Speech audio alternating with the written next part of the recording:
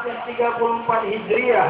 Tahun ini menjadi lebih istimewa karena sebagai bangsa Indonesia kita berada dalam suasana bulan Agustus 2013. Sebagaimana kita ketahui, pada bulan ini, bulan dari proklamasi Republik Indonesia, saat anak bangsa bersuka-cita memperingati hari kemerdekaan Republik Indonesia yang ke-68, hari yang bersejarah. Karena 17 Agustus 1945,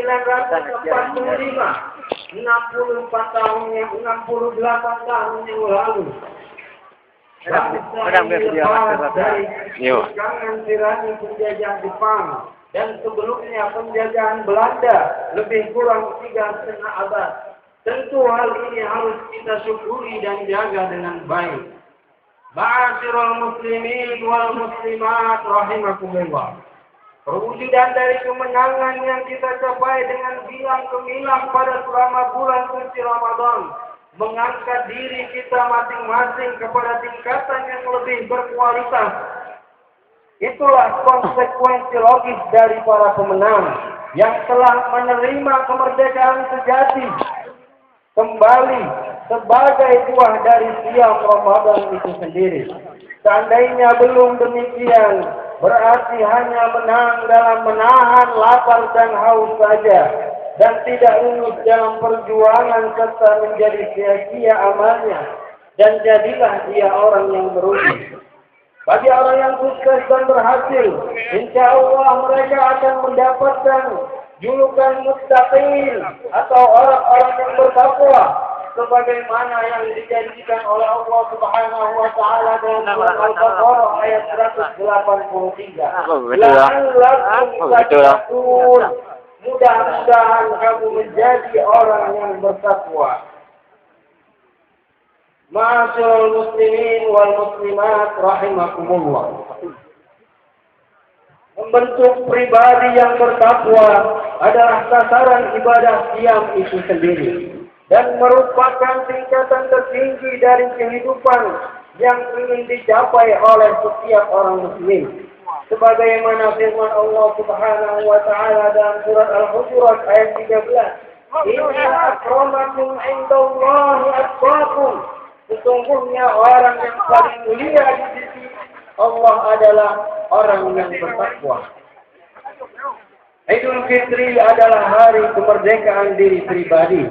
Orang yang benar-benar dapat menjalankan siam Ramadan dengan keimanan dan kesadaran, maka dia akan kembali ke asal mula kejadiannya dalam keadaan fitrah, suci, bagaikan anak yang baru dilahirkan. Kullu mauludin yuladu 'alal fitrah. Setiap anak yang dilahirkan suci dalam keadaan fitrah. Muttafaqun alaih.